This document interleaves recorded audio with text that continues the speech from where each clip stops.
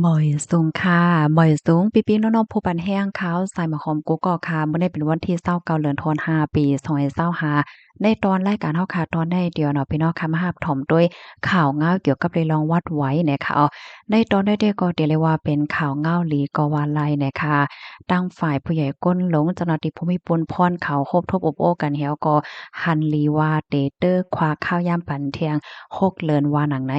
เมื่อวันที่28เดือนธันวาคมที่5ปี2025ใน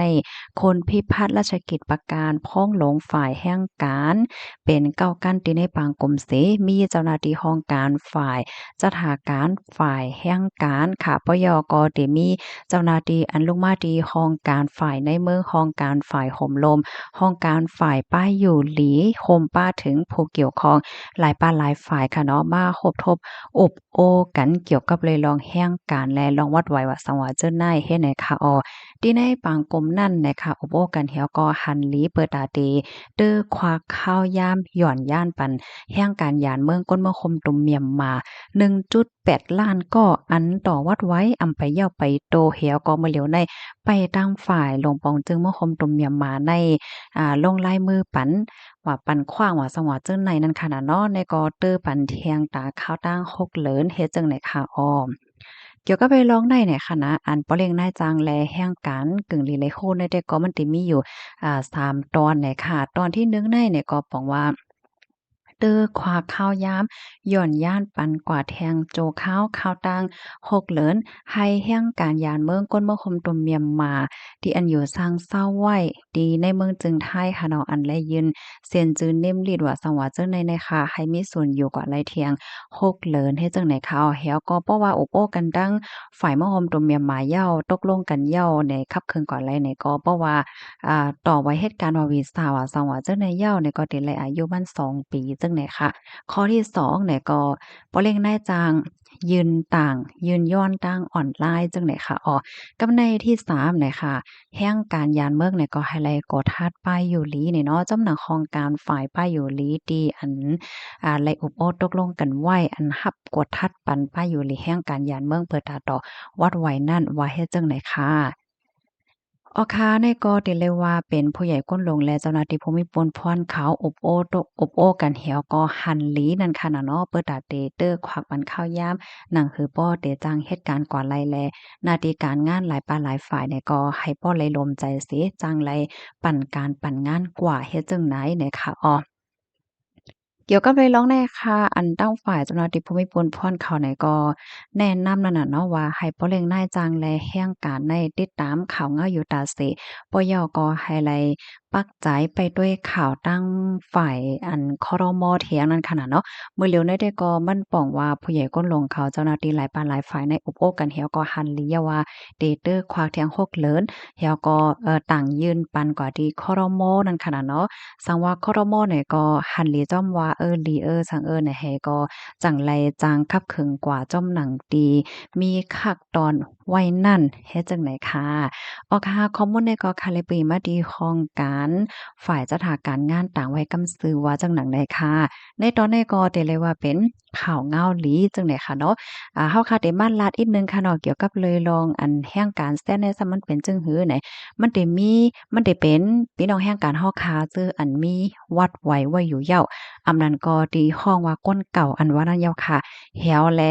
วัดไว้พี่น้องฮ้อค้านั้นซ้ำอายุอาศักมันหมดกว่าเมื่อวันที่13เดือนธันวาคมที่2ปี2025จังไหน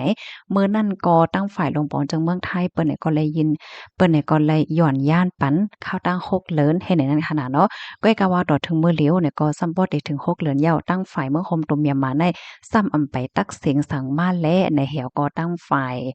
ลงปอนจังเมืองไทยเนี่ยเปิ้นก็ติดเด้อควักข้าวยามหย่อนย่านปันเทียงโคกเหลินไหนเขาก้อยก็ว่าอันแน่ๆเดี๋ยวเลยไปตั้งฝ่ายครมเปิ้นออกมาเปิ้นเผาเทียงกำนึงนี่ค่ะเนาะว่าจ่องหันหลีจ้อมลองเด้อควักเทียงโคกเหลินในให้ไหนค่ะเฮาค่ะไหนก็สืบไปด้วยข่าวงาวกว่าเที่ยงไหนค่ะ กำในห้ามไหนในปีไหนเนี่ยมันหลากหลายจึงหือไหนเพราะว่าเมื่อกูปีๆได้ก็ตอนด่าก้นอันมีวัดไว้ว่าอยู่เย้าเหเพราะว่าอายุอาซักมันหมดเนี่ยเปิ้นก็เตต่อและเตคับเคืองกว่าเนี่ยมันก็เตเย้าภายในข้าวยามที่อันเปิ้นมักมันไว้ให้ได้น่ะเนาะก้อยกะว่าในปีนี้ซัมมันสิมีคักตอนเหมือนจังหนังว่าต่างเส้นจือต่างเส้นจือเย้าเนี่ยก็กอทัดป้ายอยู่หลีปอกอทัดป้ายอยู่หลีเย้าก็ตาได้กว่าเฮ็ดต่อไว้เหตุการณ์ว่ากว่าต่อวิสาในด้านซ้ำไหนเตเลยเอาลายมือ ลองหันหลีตั้ง2จึงเมืองเฮ็ดจังได๋คะนะมันจึงว่าลงปอนจึงที่เมืองไทยเสปยก็ที่เมืองคมตมเมียนมาเฮ็ดจังไหนเหย้ามันจังแต่จังต่อวิสาและไว้เหตุการณ์ไรก้อยกะว่าเมื่อเหลียวในตั้งฝ่ายลงปอนจึงเมืองคมตมเมียนมาในอำไปตักเสียงสั่งมาเฮ็ดในแหวก็วัดไหวพี่น้องเฮาคันนั้นในมันอำไปจังต่อวิสาก็ไปจังต่อให้นั่นน่ะเนาะหลายๆก็ใบใจอยู่ว่าเอ๊ะหำติฮือฮาว่าสังว่าจังได๋เนี่ยค่ะเนาะก้อยกะว่าตั้งฝ่ายลงปอนจึงเมืองไทยได้ก็เปิ้นก็ หันใจน่ะเนาะแล้วก็ย้อนย้านปันเฮ็ดจังได๋ค่ะอ๋อค่ะพี่น้องค่ะรับพร้อมยอไข่ปันทหารถึงและเพิ่มแถมจังหือนี่ก็เพิ่มแถมมาเลยอยู่ค่ะหนังหือพี่น้องเฮาค่ะพอได้เลยรับถอมหลายๆรับรู้กันนั่นก็จอยกันสืบเปิ้นแพ่แชร์กว่าเสกำเนี่ยค่ะเนาะ ในตอนนี้ก็ค่ะแต่แค่ย้อนอ่อนพี่น้องค่ะมาถ่อมด้วยลองอันฮ้อรถกะอีกหนึ่งหน่อยค่ะบ่เหลียวในก็เปิ้นนี่ก็ออกปักเปิงมาหน่อยค่ะนะพี่น้องเฮาค่ะที่อันฮ้อรถเคิงขี่รถเคิงนั่นเตไลใส่มาโฮแฮ่เพ่หน่อยค่ะสอนเจ้านางว่าอำใส่เพราะว่าเนี่ยจึงเตจางยาไหมเงิน2เฮงวาดค่ะก้นที่อันขี่ม้าจ้อมตั้งหลังอำนั้นก็ฮ้องว่าก้นซ้อนนั้นก็เตไลใส่มาโฮแฮ่เพ่เหมือนกันค่ะเพราะว่าอำใส่เนี่ยก็ เตจังย่าไหมเงิน2ปนก็เตเป็นอยู่4เฮงวาดว่าเฮ็ดจังได๋ค่ะค่ะอันนี้ก็เป็นข้อเปิ้นเผาตั้งฝ่าย